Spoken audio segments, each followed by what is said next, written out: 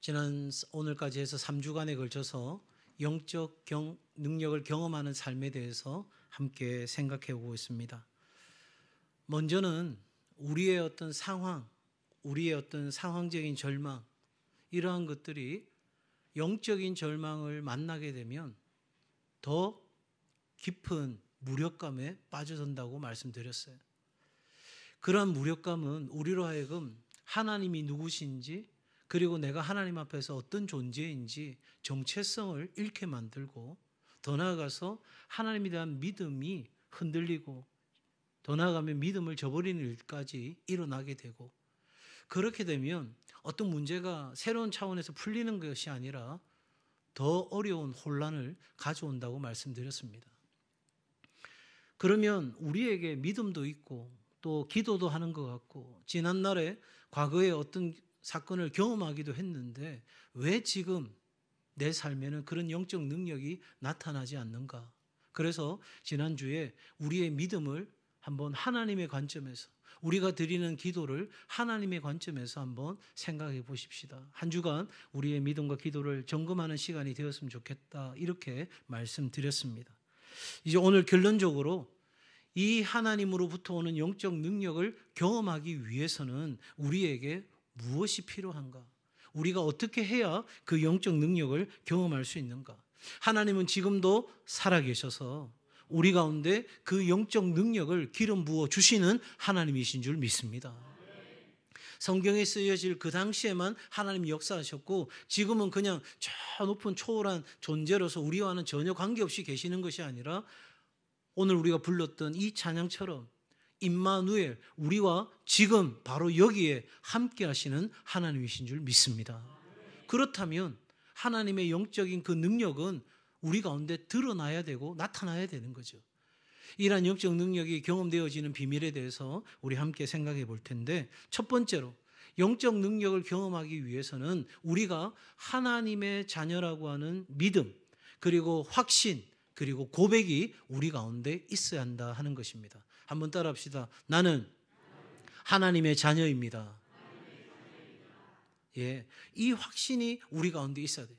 아무리 우리의 상황적 절망이, 영적 절망을 만나서 우리의 삶에 무력감이 찾아오고 더 이상 아무것도 할 수 없어, 그렇게 우리는 낙심할 만한 상황이 찾아온다 할지라도 영적 능력을 경험하기 위해서는 내가 하나님의 사랑받는 존재다, 내가 하나님 안에서 살아날 수 있는 존재다, 그런 어떤 내 삶에 있어서의 그 정체성, 나는 하나님의 자녀라고 하는 그 확실한 믿음이 확신되어지고 고백되어지는 것이 필요하다는 거죠. 왜냐하면 여러분, 마태복음 10장 1절에 보면 예수님께서 그의 12제자를 부르사 더러운 귀신을 쫓아내고 모든 병과 모든 약한 것을 고치는 권능을 주셨다.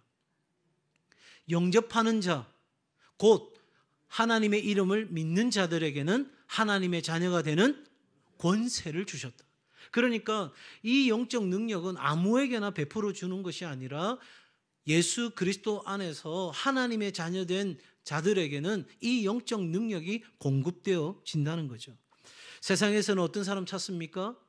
참 많은 배움을 가진 똑똑한 사람, 참 많은 것을 가진 사람, 넉넉한 사람, 그리고 높은 자리에 오른 사람, 이런 사람들을 찾고, 또한 우리가 그렇게 되기를 원하고 우리의 자녀손들이 그렇게 살아가기를 우리도 마치 바라고 있는데, 여러분, 성경이 우리에게 말하는 것은 세상적으로 잘 나가고 똑똑하고 많이 가진 그런 사람이 아니라 하나님의 자녀를 찾으시는 거예요. 믿으시면 아멘. 여러분, 이거예요. 이게 영적 비밀이에요. 왜냐하면 그렇게 해서 뭐가 되겠나? 됩니다. 여러분 보세요. 성경에 나오는 인물들 다 보잘것없는 사람들이었어요. 어부였습니다. 세리였습니다. 사람들로부터 무시당하는 직업을 가졌습니다. 가진 것도 배운 것도 많이 없었습니다. 그런데 하나님은 유독 그런 사람들을 찾아가셔서 그들을 제자 삼으셨어요. 자녀 삼으셨어요. 그리고 일꾼 삼으셨어요. 왜 그래요? 그들이야말로 하나님의 영적 능력이 나타날 수 있는 사람들이니까요.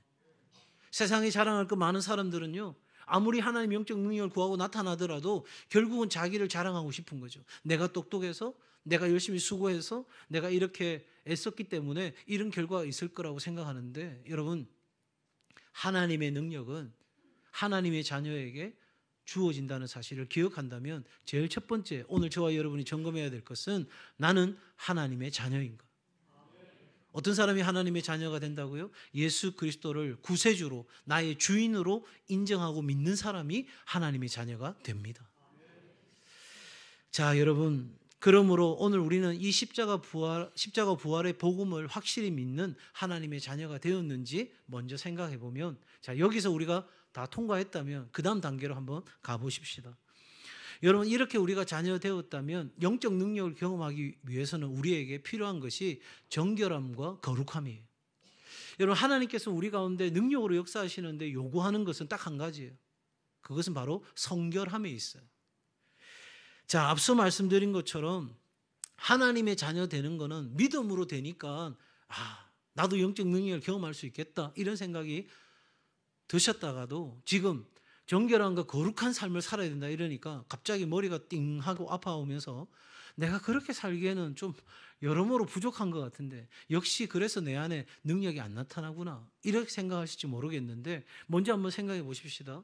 여러분, 아무리 맛있는 음식이 있어도 그릇이 더러워져 있으면 담을 수가 없는 거죠. 여러분, 그렇기 때문에 하나님의 능력이 나타나기 위해서는 깨끗한 그릇이 되어야 되는데 여기서 중요한 것이 하나 있어요. 그건 뭐냐면 하나님은 우리에게 죄를 짓지 않는 완벽한 인생을 원하시는 게 아니라는 거죠. 그랬다면 우리는 예수 없이 율법을 지킴으로써 우리는 하나님의 의에 이르게 되었을 거예요. 그러나 우리가 아무리 노력해도 그 죄인됨에서 벗어날 길이 없는 거예요. 우리는 완전한 존재가 아니거든요. 또 실수하고 실패하고 넘어지는 존재예요. 그런데 뭐가 문제냐? 여러분, 그 실패와 실수, 연약함을 가지고 하나님 앞에 나아가서 예수 그리스도의 보혈로 정결함을 입는 그 삶이 우리 가운데 있어야 한다는 거예요. 여러분, 그건 누구나 할 수 있는 거예요. 예수 그리스도를 믿는 사람이라면 내가 하나님 앞에서 또다시 죄를 범했습니다. 내가 이 연약한 가운데서 이러한 죄 가운데 살게 되었습니다. 주의 보혈로 나를 용서하시고 나를 씻어 주옵소서. 그렇게 우리가 기도하고 나아갈 수 있다는 거죠. 사랑하는 여러분, 이 정결함이 우리 가운데 있을 때에 여러분 우리가 그 십자가 보혈을 통과하는 삶을 살아갈 때에 때로는 뻔뻔스럽게 느껴지고 내 스스로가 참 나도 참 너무하다 싶은 생각이 드는 그 순간에도 주여 나를 불쌍히 여겨주시고 나를 긍휼히 여겨주셔서 주의 자비를 나에게 나타내시고 이 죄 많은 인생 가운데 예수 그리스도의 보혈로 나의 죄를 씻어 주옵소서. 그래서 그 그리스도의 보혈 안에서 내 죄가 씻음 받은 것을 확신하는 믿음이, 죄사함에 대한 확신이 우리 가운데 있어야 됩니다. 그럴 때에 우리 안에 영적 능력을 경험할 수 있는 준비가 되는 거예요. 여기까지 우리가 준비되었다면 그 다음 우리가 생각해야 될 건 뭐냐면 바로 나의 연약함을 인정하는 거예요. 이 부분이 우리가 참 안 돼요. 자, 한번 보십시다. 귀신 들린 아이, 보지도 듣지도 못하는 이 아이, 어릴 때부터 고통당하는 이 아이, 뭘 할 수 있겠어요? 아무것도 할 수 없는 거예요. 귀신 들린 아이의 아버지 할 수 없어요. 제자들도 할 수 없어요. 스스로 문제를 해결할 수 없다는 것을 깨달았습니다. 그럼 어떻게 해야 돼요? 문제는 해결해야 되고 나는 이 문제를 해결할 능력이 없고 그러면 누구를 의지해야 돼요? 다시 나는 이 문제를 해결해야 되고 반드시 해결해야 되고 해결할 능력은 나한테 없고 그러면 해결할 수 있는 누군가에게 이 문제를 뭐 해야 돼요? 맡겨야 되는 거죠. 맡겨야 되는 거죠.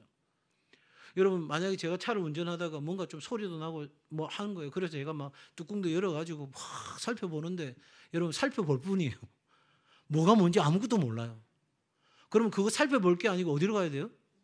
예, 정비소로 가야 되는 거죠. 그렇게 가면 누가 있어요? 전문적으로 그 일을 하시는 분들이 계세요. 저는 뭐 이름도 모르겠어요. 이게 무슨 라제트인지 이게 뭐 뭔지 아무것도 몰라요. 그런데 그분은 딱 보면서 이게 문제군요. 이게 문제입니다. 이걸 바꾸셔야 됩니다. 여러분, 반드시 해결해야 될 문제예요. 내 인생 가운데 해결해야 될 문제예요. 그런데 나는 그거 해결할 길이 없어. 안 돼. 그러면 하나님께 전적으로 의지해야 되는 거죠. 그래서 하나님 앞에 도와달라고, 하나님 나 좀 살려달라고, 우리 가정, 우리 일터, 우리 교회 살려달라고 그렇게 하나님 앞에 간구하고 나아가야 되는 거죠. 겸손한 고백이 우리 가운데 있어야 합니다. 그래서 히브리서 말씀에는 우리의 연약한 무릎을 꿇고 피곤한 손을 주께 든다는 그 고백이 있죠. 잘 한번 생각해 보세요. 내가 하나님께 맡기지 않은 전적인 위탁을 하지 않는 내 삶의 어려움과 해결해야 될 문제를 내가 계속 말하고 있는 것은 문제 해결에 도움이 됩니까? 안 됩니까? 아직까지 모르시겠어요? 다시.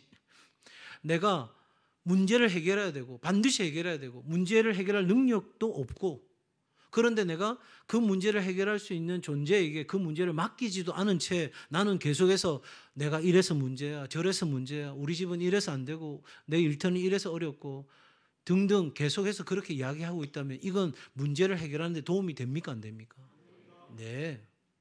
그건 하나의 넋두리에 불과한 거예요. 그걸로는 아무 일도 일어나지 않아요. 내 삶의 문제를 전적으로 위탁하고 하나님께 맡기지 않으면 여러분 내 인생에 하나님의 역사는 일어나지 않는 거예요. 내 스스로가 대안이 많으면 죄송하지만 고난의 시간이 훨씬 더 길어지는 거예요. 왜? 그 대안이 완전히 사라지는 순간 적어도 내가 이 세상에서는 이 문제를 해결할 수 없다라고 판단되어져서 우리의 연약한 무릎과 피곤한 손을 하나님 앞에 들 수 있는 그 시간이 오기까지 하나님은 우리를 빚어가시는 거예요. 왜? 하나님의 영적 능력이 나타나야 하나님이 영광을 받으시는 일이 일어나는 거예요. 그러니 여러분 내 삶에 뭔가 대안이 떠오르거든 그걸 접으세요. 이래 볼까 저래 볼까 여러분 접으세요. 그냥 하나님 앞에 엎드려 사는 거예요. 죽기 살기로 엎드리는 거예요. 여러분 죽으면 죽으리라. 하나님이 살리시면 살고 여기가 끝이라면 끝인 거예요. 왜? 하나님은 선하시니까. 하나님은 엘샤다이 전능하신 분이시니까. 능력이 없어서 우리 문제 해결 못하시는 게 아니에요. 우리 가정의 문제 해결하지 못하는 게 아니에요. 하나님은 아브라함을 바랄 수 없는 순간까지 몰아갔어요. 약속했으면 그래도 가능성이 있을 때 아이를 생산할 수 있을 때 그래서 후손을 이어갈 수 있을 때 그때 주면 되잖아요. 안 그래요? 너에게 후손을 준다 할 때 사라가 웃었다 했잖아요. 진짜 황당한 일이거든요. 아니 내가 아이를 낳을 수 있을 때는 뭐하고 이제 와서? 나 다 망했는데 나 완전 실패했는데 나 절망인데 이제 와서? 여러분 그때 하나님이 일하신다니까요. 그때는 그 변화되어진 삶, 그 문제가 해결되어진 삶 누구께서 역사하셨다고 고백할 수 있어요? 하나님이 하셨다고밖에는 할 수 없는 일인 거예요. 여러분 적어도 세상은 내가 얼마나 능력이 있는지 내가 그 문제 해결할 수 있는 얼마나 힘을 갖고 있는지를 자랑하고 싶어 하는 거예요. 그런데 우리는 하나님 없이는 안 된다는 연약함을 자랑하는 삶이 저와 여러분이 문제를 해결하고 영적 능력을 경험할 수 있는 유일한 길이라는 걸 깨닫는 은혜가 있길 바랍니다. 고린도후서 12장 9절과 10절 말씀에 이렇게 말합니다. 나에게 이르시기를 내 은혜가 내게 족하도다. 이는 내 능력이 약한 데서 온전하여짐이라 하신지라. 그러므로 도리어 크게 기뻐함으로 나의 여러 약한 것들에 대하여 자랑하리니 이는 그리스도의 능력이 내게 머물게 하려 함이라. 그러므로 내가 그리스도를 위하여 약한 것들과 능력과 궁핍과 박해와 곤고를 기뻐하노니 이는 내가 약한 그때에 강함이라. 나는 약해요. 해결할 수 없어요. 끝이에요. 그런데 나는 기뻐하기로 결정해요. 뭐 하기로 결정한다고요? 그럼 둘 중에 하나죠. 뭔가 믿는 구석이 있든지 아니면 또라이든지. 제가 표현이 좀 적나라해서 죄송합니다. 아니 나는 연약하고 문제를 해결할 수 없는데 나는 기뻐하기로 결정하면 둘 중에 하나니까요. 뭐가 문제인지도 모르고 바보천치같이 살아가는 사람 아니면 뭔가 믿는 구석이 있는데 사도 바울은 그 믿는 구석이 있는 거예요. 내가 약한 것을 그러기 때문에 자랑한다는 거예요. 왜? 자랑하면 할수록 하나님이 더 강하게 역사하시니까. 저는 이거 믿는 거예요. 우리 교회가 어떻게 그런 위대한 일을 그런 엄청난 일을 꿈꿀 수 있습니까? 나는 안 돼요. 우리는 할 수 없어요. 그런데 하나님이 일하시면 됩니다. 그 믿음이 있으니 우리는 오늘도 믿음의 길을 걷고자 하는 거예요. 사랑하는 여러분, 하나님 앞에 우리의 연약함이 자랑이 될 수 있는 그런 믿음으로 나아가는 은혜가 있길 바랍니다. 여러분, 내 연약함에 대해서 부끄러워하지 마세요. 우리 가정의 내 일터의 삶의 어려운 일들, 여러분 그거 물론 성숙한 교제권 안에서 나누셔야 되겠죠. 나를 위해 기도도 하지 않을 사람, 나에게 그 일들에 대하여 깊은 사랑으로 찾아오지 않을 사람에게 그 일을 다 나눌 필요는 없어요. 그러나 그게 여러분 부끄러운 일도 아니에요. 숨겨야 될 일도 아니에요. 나의 연약함은 하나님의 강함을 드러내는 기회라는 걸 잊지 않으시고, 여러분 바로 이 귀신 들린 아이의 아버지처럼 우리 주님 앞에 나아가는 은혜가 있기를 바랍니다. 자, 그렇게 나아가는 사람들은 하나님 앞에 뭘 해야 되냐면 기도를 해야 된다는 거예요. 예수님께서 말씀하셨잖아요. 기도 외에는 이런 종류가 나가지 못한다. 다시 말하면 기도 외에는 이런 하나님의 영적 능력을 경험할 수 없다. 그래서 제가 지난주에 제자들의 기도는 도대체 어떤 기도였고 예수님께서 요구하시는 기도는 어떤 기도였는지 잠깐 말씀을 드렸어요. 오늘 좀 더 분명하게 말씀드릴 수 있는 것은 4가지 차원의 기도가 우리 가운데 있어야 돼요. 첫 번째, 하나님의 뜻대로 구하는 기도여야 한다 하는 거예요. 그러니까 하나님의 뜻과 내가 드리는 이 기도의 제목이 일치가 되는 순간 여기에 스파크가, 역사가 일어난다는 사실이죠. 여러분 19절에 예수님께서는 이 세대를 가리켜서 믿음이 없는 세대라 했어요. 그런데 하나님은 뭐를 우리에게 찾으세요? 믿음을 찾으신 거죠. 그러니까 다른 말로 표현하면 하나님의 뜻과 이 사람들이 갖고 있었던 믿음과 생각은 일치되지가 않았다는 거죠. 여러분 하나님의 뜻과 우리의 바람과 기대가 일치되어지는 순간 우리 삶에 놀라운 일이 일어나는 거예요. 여러분 기도나 금식 그 자체가 능력이 아니라고 지난주도 말씀드렸어요. 여러분 우리의 기도와 우리의 금식과 우리가 하나님 앞에 드리는 기도가 폭발적인 역사를 경험하는 것은 그 모든 기도와 금식 앞에 응답하시는 하나님의 능력이 우리에게 능력이 되는 거죠. 그러니 성도 여러분, 이 하나님의 뜻에 우리가 우리의 생각을 맞춰가는 작업이 필요한 거예요. 조정하는 작업이 필요한 거예요. 여러분 그때는 반드시 갈등이 찾아와요. 왜? 내가 원하는 건 이거예요. 그런데 하나님은 이미 세워졌어요. 여러분 하나님 바꿀 수가 없어요. 왜? 하나님은 선하시거든요. 하나님은 우리를 향한 뜻도 선하시거든요. 우리에게 주시고자 하시는 것이 재앙이 아니고 평안이거든요. 그렇다면 우리가 하나님 뜻에 맞춰야 되는데 우리는 앞서도 말씀드린 것처럼 우리의 연약함을 인정하기도 싫고 우리가 하나님께 나와서 하나님의 뜻을 구하는 것도 싫은 거예요. 그래서 우리는 갈등이 찾아와요. 그 갈등이 찾아왔을 때 조정의 시간이 필요하고 그 조정을 통해서 우리는 하나님의 뜻에 내 삶을 맞추는 연습을 지속적으로 해가야 되는 거예요. 자, 두 번째, 우리의 기도는 지속적인 기도가 되어야 된다는 거예요. 예수님께서 말씀하시는 기도 외에는 이런 이유가 나갈 수 없다는 그 기도는 한 번 그냥 기도하고 되는 것이 아니라 지속적으로, 여러분 예수님도 기도하실 때 습관을 따라서, 다니엘도 기도할 때 습관을 쫓아서, 여러분 이렇게 우리는 무시로 시도 때도 없이 하나님 앞에 나아가는 기도가 우리 가운데 필요한 거죠. 그런 의미에서 기도는요 휴대폰과 같은 거예요. 여러분 휴대폰 다 좋은 거 갖고 계시죠?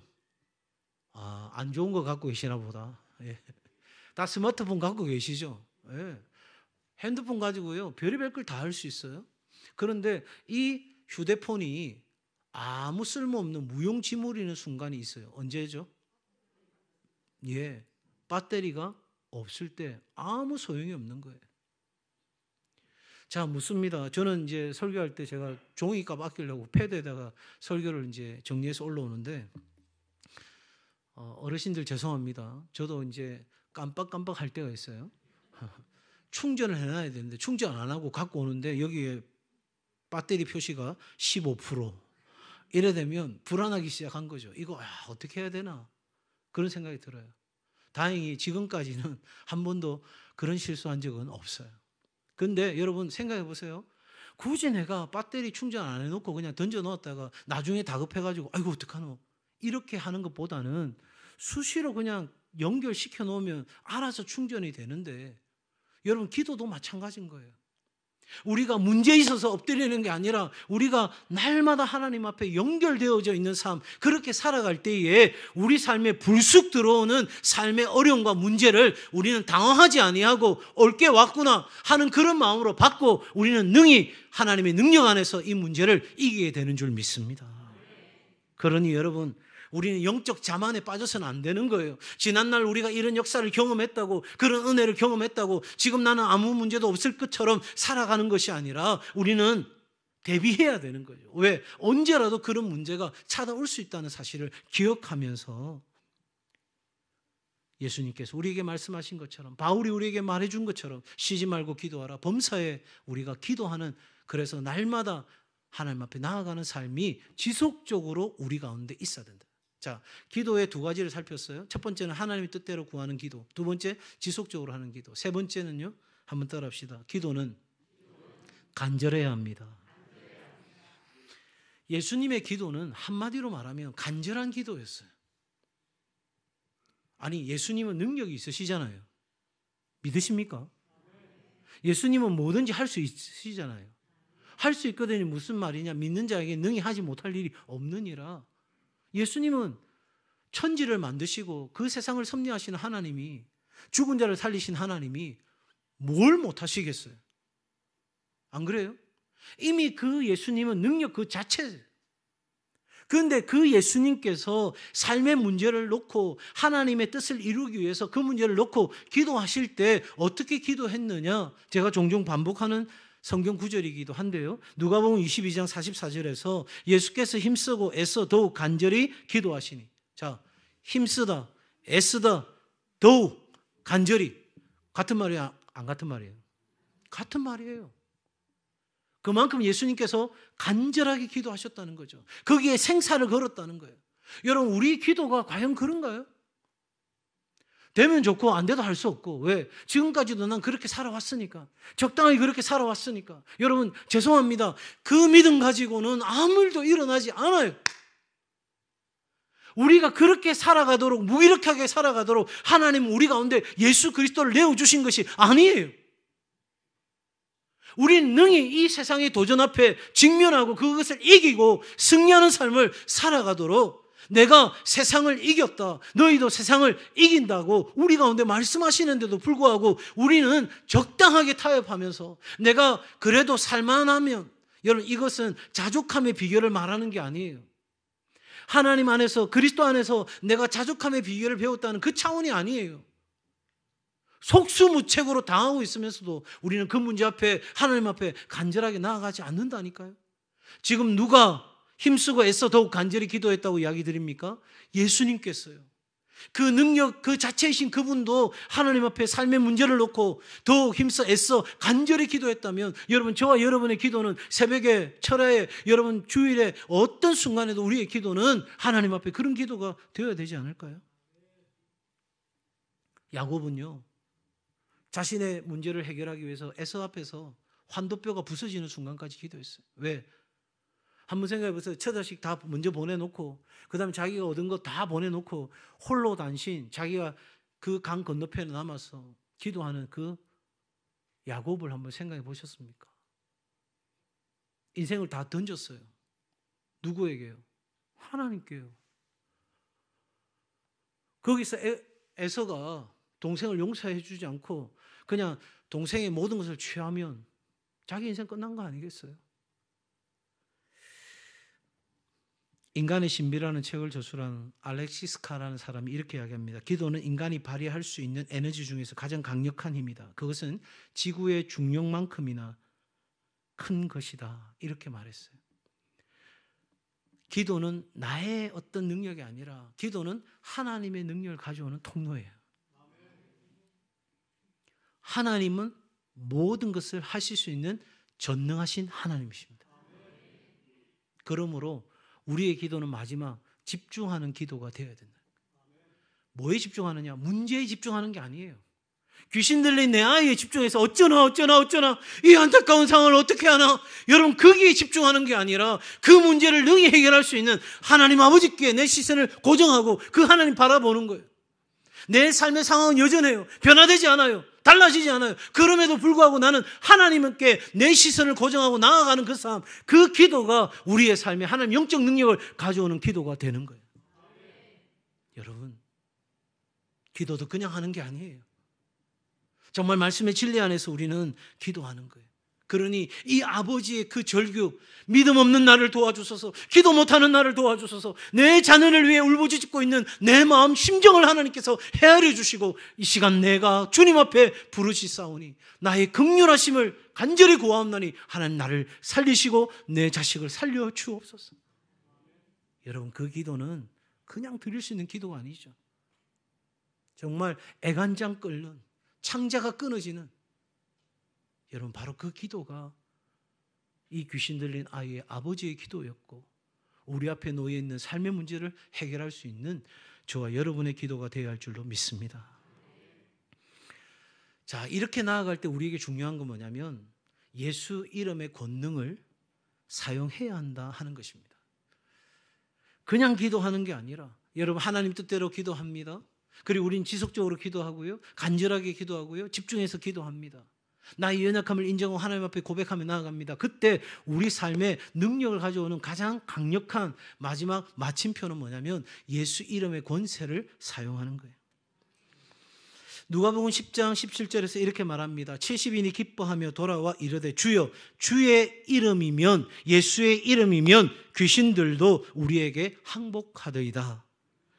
요한복음 14장 12절 13절은 우리가 예수 이름을 사용해야 될 보다도 중요한 목적을 이야기해 줍니다. 내가 진실로 진실로 너에게 이르노니 나를 믿는 자는 내가 하는 일을 그도 할 것이요 또한 그보다 더 큰 일도 하리니 이는 내가 아버지께로 감이라. 너희가 내 이름으로 무엇을 구하든지 내가 행하리니 이는 아버지로 하여금 아들로 말미암아 영광을 받으시게 하려 함이라. 왜 예수님의 이름을 사용해야 될까요? 왜 내가 예수님의 이름을 사용하면 거기에 역사가 일어날까요? 여러분, 바로 하나님 아버지가 예수의 이름을 통해서 영광 받으시는 일이 일어난 거예요. 나는 연약해요. 그런데 기뻐하기로 결정해요. 왜요? 내 안에 예수 이름의 권세를 믿기 때문에. 자, 여러분, 예수 이름으로 기도했는데도 영적 능력이 나타나지 않습니까? 그렇다면 나는 예수 이름의 그 권세를, 능력을 확신하고 있는지 점검해 보셔요. 여러분, 세상에 나가서 우리 교회 담임 목사님 이름으로 명하노니 다 해결해 달라. 그럼 세상 사람이 뭐라 하겠어요? 정신 차리라. 여러분, 제 이름은 보잘것없는 이름이에요. 그런데 예수의 이름은 온 세상을 통치하시는 능력의 이름이에요. 세상 사람들은 모르기 때문에 무슨 일이 일어날지 기대조차 하지 않을 거예요. 그러나 우리는 확신합니다. 예수 이름이 선포되는 곳에 예수님의 역사가 일어난다는 것을요. 예수님은 제자들에게 권능을 주신 것처럼 오늘 살아가는 저와 여러분에게 권능을 주시는 하나님이십니다. 여러분, 한번 생각해 보세요. 경찰이 공권력을 행사합니다. 할 수 있어요, 없어요? 대답이 시원치 않은데 오늘. 경찰이 공권력을 행사합니다. 할 수 있어요, 없어요? 왜 그래요? 그 공권력을 행사할 수 있는 권한을 위임받았기 때문이에요. 그런데 경찰이 아니면 행사할 수 있어요, 없어요? 그럼 폭력이 되는 거죠. 국가로부터 위임받은 그 권한이 아닌 자기 스스로가 그러한 권한을 행사하려고 하면 그건 다른 사람을 향한 폭력이 될 수 있어요. 여러분, 우리에게 능력이 나타나지 않는 건 하나님께서 우리에게 위임해 주셨는데, 그 예수 이름을 우리 가운데 위임해 주셨는데 우리가 그 위임된 이름을 감당할 수 있을 만한 준비가, 또 그러한 자격이 우리 가운데 갖춰져 있지 않을 때는 그 이름은 우리 가운데서 드러나지 않는 거예요. 나도 믿지 않는 그 이름을 누구에게 선포하며 어떤 상황에서 선포할 수 있겠어요? 적어도 저와 여러분의 삶이 예수 그리스도의 이름을 사용할 그러한 법적 권리가 나 안에 주어졌다는 확신을 가지고 우리 예수 그 이름을 선포하며 나아가는 은혜가 있기를 바랍니다. 요한복음 16장 23절 24절에서 이렇게 말합니다. 내가 진실로 진실로 너희에게 이르노니 너희가 무엇이든지 아버지께 구하는 것을 내 이름으로 주시리라. 지금까지는 너희가 내 이름으로 아무것도 구하지 아니하였으나 구하라. 그리하면 받으리니 너희 기쁨이 충만하리라. 아멘. 하나님은 우리의 연약함을 뛰어넘어, 우리의 삶의 문제를 뛰어넘어 우리 가운데 기쁨을 주시는 하나님이십니다. 자, 여러분, 이 모든 것을 가능케 하는 것, 우리가 하나님의 자녀 되는 것, 우리가 하나님 앞에서 거룩하고 정결하게 살아가는 것, 또한 우리가 하나님 앞에서 연약함을 인정하고 하나님께서 그 연약함을 강함으로 바꾸어 주실 것을 기대할 수 있는 것, 그래서 기뻐할 수 있는 것, 하나님께 우리가 주의 뜻대로 구하고 지속적으로 구하고 간절하게 구하고 집중해서 구하는 그 기도를, 그리고 예수 이름의 권세를 사용할 수 있는 모든 것은 바로 성령 충만함에 있습니다. 오늘 우리의 삶에 구해야 될 것은 바로 이 성령의 충만함을 구해야 됩니다. 여러분 사도행전 13장 52절에 보면 제자들은 기쁨과 성령이 충만하니라. 오늘 저 문을 나서는 순간 우리에게는 두 가지가 확실해져야 돼요. 하나님, 내 안에 성령 충만하기를 원합니다. 기쁨으로 충만하기를 원합니다. 내 삶의 지경이 어떠할지라도 나는 그리스도 안에서 기뻐하기로 결정합니다. 그건 나의 믿음입니다. 나이가 하나님 앞에 드리는 나의 고백입니다. 그것은 내가 하나님 앞에 확실하게 보여주는 나의 확신입니다. 그렇게 우리는 하나님 앞에 반응하고 나아가는 거예요. 승리하는 그리스도인의 삶은 성령을 경험하지 않고서는, 성령의 충만함을 입지 않고서는 될 수 없는 일입니다. 우리 모두가 오늘 이 하루도 성령의 충만한 역사를 간구하고 오늘 그렇게 말씀을 믿는 믿음 안에서 확신 가지고 하나님 앞에 나아감으로 놀라운 역사를 경험하는 우리 동성애 가족들 다 되시기를 주의 이름으로 축복합니다. 진정한 하나님의 교회가 세워지는 것은 여러분 사람의 재능이나 이 땅의 자원 때문이 아닙니다. 하나님의 말씀과 성령으로 충만한 사람들이 하나님의 교회를 건강하고 행복한 영향력 있는 사람과 세상을 변화시키는 정말 이 시대 하나님 필요하시는 그런 교회가 되어 갈 것입니다.